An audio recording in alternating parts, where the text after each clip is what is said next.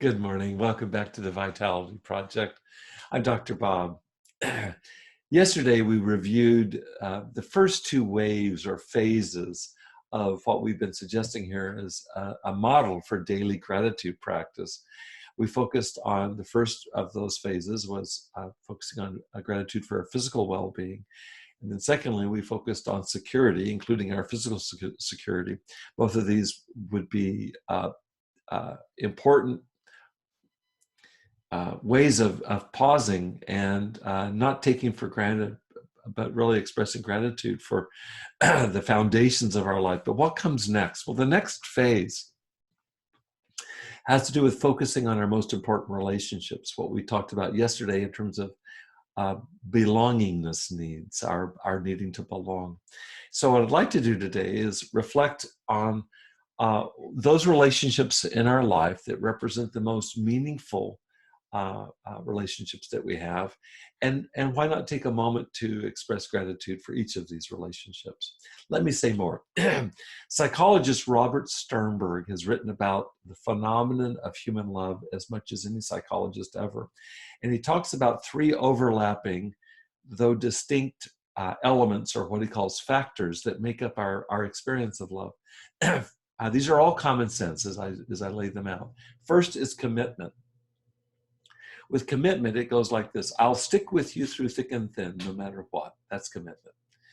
If you have those in your life with whom you've experienced this, maybe especially through severe addiction, then I think you should count yourself truly blessed and to give thanks for those relationships. That would be commitment. Next, Sternberg describes intimacy. And what he means by intimacy, well, so psychology defines intimacy as mutual self-disclosure. Not very romantic sounding, but stop and think about it for a second. If you have those in your life with whom you can share your soul, your deepest emotional truth, yourself at the deepest level, and they do that with you, wow, well, that's such a gift. And so if you do have anybody like that in your life, pause and give thanks for that, the wealth that kind of connection, that kind of intimacy brings.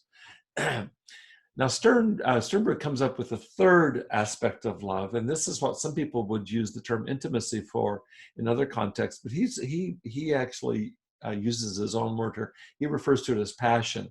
And what he means by passion are those relationships that carry our feelings of actually being in love. And so this would include all of our romantic and sexual desires. And here again, to whatever extent you know this experience in your own life firsthand, take a moment now to be thankful. Any combination of these forms of love make up what psychologists now refer to as our attachments. I'm not so sure that that's the ideal term, nor even the most descriptive term for what we're talking about here with love, but I think we can still get to the truth of it. If you think about anybody that you're most deeply attached to in your mind, in your soul, in your body, that's really what we're talking about here. I really do believe it's well worth our time on a daily basis to locate ourselves in the context of love in our lives. I want to say a lot more about this over the next several video posts, and I hope you'll come back. I hope that we've kind of primed the pump here, though, today, that you can begin to examine with gratitude love in your life. And we'll be looking at this theme of love and gratitude over the next several video posts. I hope that you'll come to join me then, okay? Wish you a loving day, a grateful day, and I'll see you tomorrow.